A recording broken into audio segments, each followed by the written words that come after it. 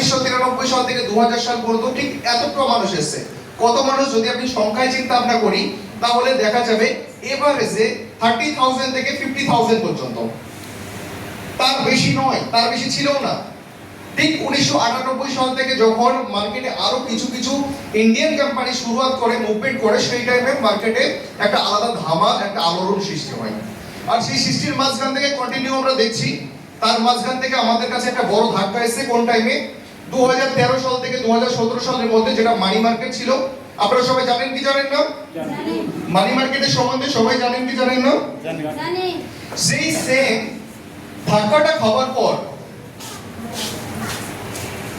Same যখন money market আসে, সেই ধাক্কাটা খাওয়ার পর মার্কেট নেটওয়ার্ক একটু পিছিয়ে গেছিল, একটু দেবে গেছিল, একটু জায়গায় স্টপ ছিল। হ্যালো, এই দিকে তাকান সবাই, একটু ফোকাস দিন, তাহলে বুঝতে পারবেন না। আর আপনি এখানে এসেছেন বোঝার জন্যই। আপনি যদি বুঝতে না পারেন তাহলে কি শুনলেন, কি বুঝলেন, কিছুই বলতে পারবেন না, তাহলে আশাটা অকারণ হয়ে যাবে আপনার। সবাই 100 টাকা করে দিয়েছেন না এখানে ঢোকার জন্য, তাহলে তার একটা ভার আছে কি নেই? 100% সেটুকু নেওয়ার চেষ্টা করুন প্লিজ, একটু বোঝার চেষ্টা করুন। কি বলছিলাম, 2011 সাল থেকে 2017 এর মধ্যে মানি মার্কেটে একটা দারুণ ঝড় এসেছে। সেই ঝড়ের মাঝখান থেকে আমরা কিছু মানুষ মনে করে নিয়েছি হয়তো নেটওয়ার্ক মার্কেটিং এমনই, আর এটা এইরকম ভাবেই চলে, আসে আর যায় আর মানুষকে ঠকিয়ে যায়, এমন নয়। নেটওয়ার্ক মার্কেটিং যে সাবজেক্টটা আছে বা ছিল, যা এই মুহূর্তে রয়েছে, সেই পার্টটা পুরোটাই ডিফারেন্স। প্রোডাক্ট মার্কেটিং এর সঙ্গে মানি মার্কেটের কোনো তুলনা করাটা উচিতই নয়। আপনি আকাশের সঙ্গে পাতাল তুলনা করতে পারবেন কি? না। হ্যালো, আকাশের সঙ্গে পাতাল তুলনা করতে পারবে কি? না।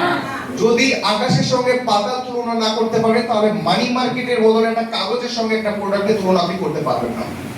তো যদি কেউ আপনাকে সেম প্রশ্ন করে, আপনি 100% আপনাকে বুঝিয়ে দেওয়া লাগবে প্রোডাক্ট মার্কেটিং বা প্রোডাক্ট বেস বা মানি বেস দুটো সাবজেক্টটা আলাদা আলাদা ছিল। আর এই মুহূর্তে মানুষের ভিতরে একটা কিউরিওসিটি জাগে, ভিতরে একটা চিন্তা আমরা জেগে রয়েছে যে কি হয়তো সেই সেম আবার টাকা নিয়ে পালিয়ে যাবে গা, এই কি এসে, এই কতদিন টিকবে। এই যে ধারণাগুলো আছে, এই ধারণাগুলো যে ব্যক্তির কাছে নেটওয়ার্ক সম্বন্ধে কোনো নলেজই নেই, ঠিক তাদের কাছে সেম ধারণাগুলো আসে। যার কাছে নলেজ অতিরিক্ত পরিমাণ দরকার নেই, 1% নেটওয়ার্কের নলেজ যদি তার ব্যক্তির কাছে থেকে যায়,